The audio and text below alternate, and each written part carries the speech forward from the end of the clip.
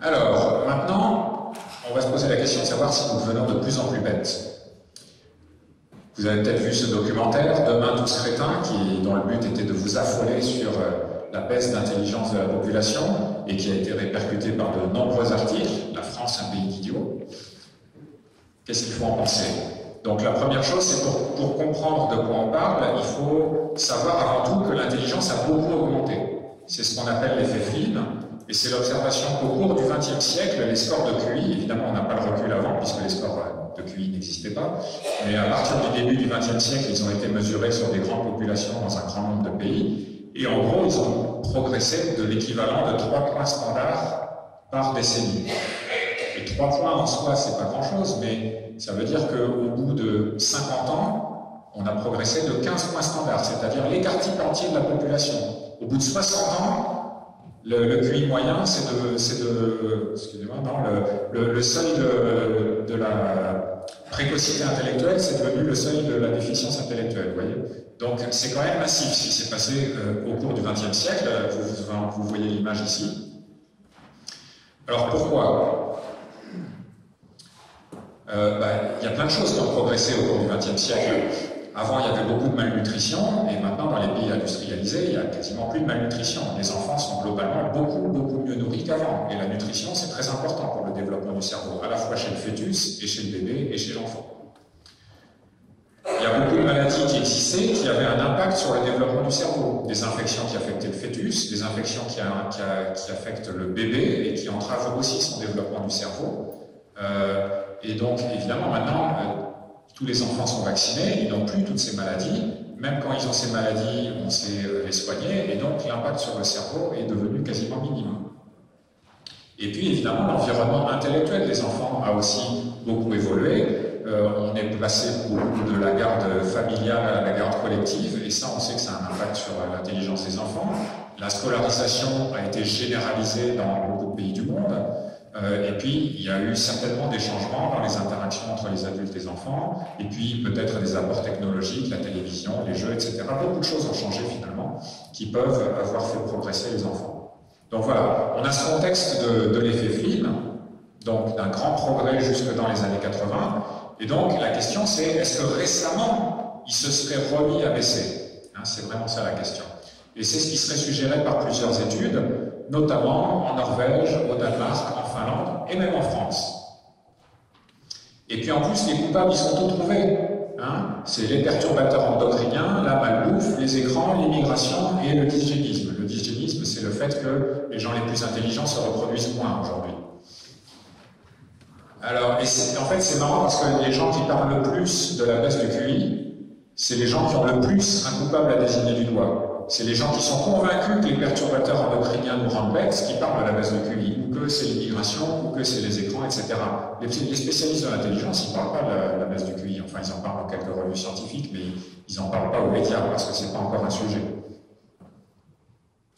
Donc, à nouveau, regardons les données. Est-ce que le QI baisse? Dans certaines études, c'est certain. Donc là, vous voyez, ça c'est la fameuse étude française. Enfin, c'est notre réanalyse de la fameuse étude sur le QI français. Donc, en fait, c'est les données qui sont issues des standardisations successives de la batterie de Wechsler.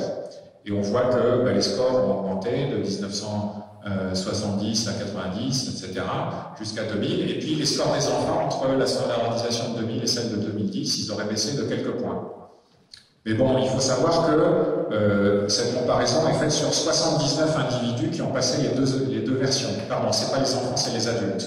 Donc, les 79 adultes qui auraient passé les deux versions de la batterie de QI, ils montreraient des performances telles qu'on aurait perdu quelques points entre les deux versions. Mais bon, c'est un échantillon tout petit, même pas représentatif, et vous voyez qu'on est largement dans la marge d'erreur. Donc, c'est pas un résultat très fort non plus. Ce qu'on a fait, on a regardé aussi s'il y en avait la même tendance sur la batterie de Wechsler pour les enfants. Et en fait, on trouve que non.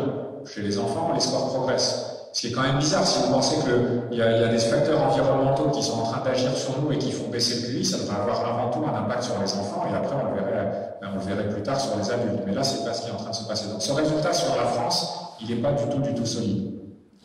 Mais bon, ce qu'il faut, c'est regarder de manière globale sur l'ensemble des pays. Et c'est ce qu'ont fait ces auteurs. Ils ont fait une méta-analyse de 271 études dans 31 pays sur des centaines de milliers de personnes qui ont regardé l'évolution du QI au cours des années. Et ils ont trouvé que ça augmentait et que ça continuait à augmenter et que peut-être ça plafonnait un petit peu quand on arrive dans les années 2000. Mais là, évidemment, on manque de recul à ce stade-là.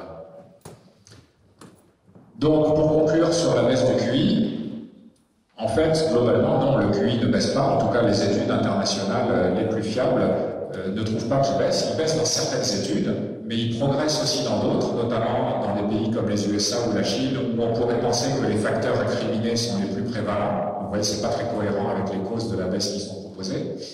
En revanche, ce qui est possible, c'est que le QI plafonne dans les pays les plus avancés. Et ça, il est probable qu'on en observe, on observe déjà les effets. Mais bon, c'est un phénomène assez général. On est en train d'observer la même chose pour la taille des individus. La taille des individus a beaucoup progressé au cours du XXe siècle, et là, on est en train de plafonner. Et je pense qu'on n'atteindra jamais 3 mètres, parce qu'il y a des contraintes physiologiques qui font qu'on ne peut pas grandir tant ça. Et on est aussi en train d'atteindre un plafond pour les performances sportives. Établir le record du 100 mètres aujourd'hui, c'est beaucoup plus difficile qu'il y a 100 ans. Donc, tout ça, c'est un petit peu logique. On a beaucoup amélioré notre environnement, et donc tous les facteurs qui font qu'on soit plus intelligent, plus grand, plus beau et plus sportif. Mais bon, au bout d'un moment, on a tellement optimisé notre environnement et on atteint un peu les limites de la physiologie humaine. Et c'est pareil, les arbres, ils ne vont pas monter jusqu'au ciel, on peut continuer à les arroser, ça ne va pas faire plus d'effet. Donc voilà, peut-être on plafonne et c'est un petit peu un effet attendu. Merci d'avoir regardé cette vidéo. N'hésitez pas à la partager autour de vous et à vous abonner sur notre chaîne YouTube pour recevoir les prochaines. Nous vous rappelons également que vous pouvez retrouver le dernier numéro de la revue de l'AFIS Sciences et Pseudosciences en kiosque et sur notre boutique en ligne, ainsi qu'accéder gratuitement à tous les anciens numéros sur notre site internet afis.org et sur notre application smartphone AFIS Sciences. De plus, si vous souhaitez soutenir notre association, vous pouvez également adhérer via notamment notre site internet. Encore merci, à bientôt!